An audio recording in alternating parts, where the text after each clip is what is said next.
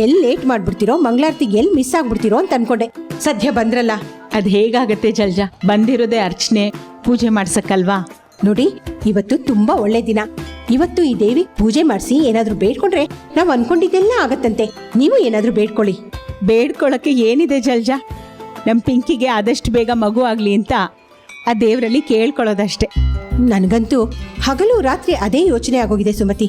ಅದಕ್ಕೆ ಕಂಡ ದೇವಸ್ಥಾನಗಳಿಗೆಲ್ಲ ಸುತ್ತಾ ಇದ್ದೀನಿ. ನೀವಿಬ್ರು ಮಾತಾಡ್ತಿರೋದನ್ನ ನೋಡಿದ್ರೆ ನಾನೇನೋ ತಪ್ಪು ಮಾಡಿದ್ದೀನಿ ಅಂತ ಅನ್ನಿಸ್ತಿದೆ. ನೀನ್ ಯಾಕಮ್ಮ ಹಾಗನ್ಕೋತ್ಯಾ? ಇದೆಲ್ಲ ನಿನ್ ಕೈಲಿತ್ತಾ ಅಥವಾ ನೀನ್ ಬೇಕು ಅಂತ ಮಾಡಿದ್ಯಾ? ಇಲ್ಲ ತಾನೇ?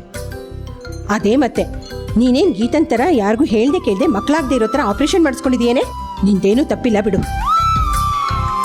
ನಮ್ ಪಿಂಕಿ ಯಾವತ್ತೂ ಹಾಗೆ ಮಾಡಲ್ಲ. ದೊಡ್ಡವರು ಅಂದ್ರೆ ಅವಳಿಗೆ ಎಷ್ಟು ಗೌರವ ಗೊತ್ತಾ? ನನ್ನ ಜೊತೆಲಿ ದೇವಸ್ಥಾನಕ್ಕೆ ಬಾಮ್ಮ ಅಂತ ಹೇಳ್ದೆ. ಎಲ್ಲಿ ಏನು ಅಂತ ಕೇಳ್ದೆ, ತುಟುಕ್ ಪಿಟಕ್ ಅಂದೆ ಬಂದ್ಲು.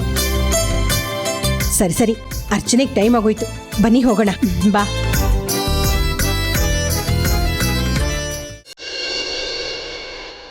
ಭಕ್ತಿಯಿಂದ ಪ್ರದಕ್ಷಿಣೆ ಹಾಕಿ ಪಿಂಕಿ.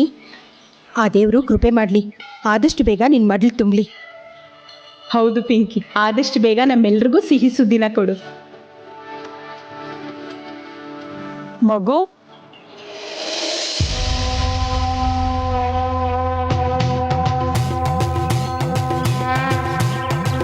ನಾನಾ? ಹೌದು, ನೀನೆ. ಹೋಗು, ನಾವೆಲ್ಲ ಇಲ್ಲೇ ಇದ್ದೀವಲ್ಲ.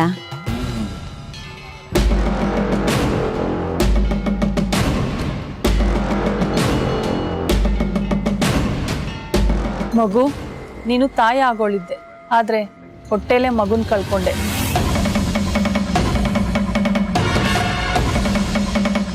ನಿಮ್ಗೆ ಹೇಗೆ ಗೊತ್ತಾಯ್ತು? ನನ್ನ ದಿವ್ಯ ದೃಷ್ಟಿಗೆ ಕಾಣುತ್ತೆ. ಈ ಮಗು ತುಂಬಾ ನೊಂದಿದೆ.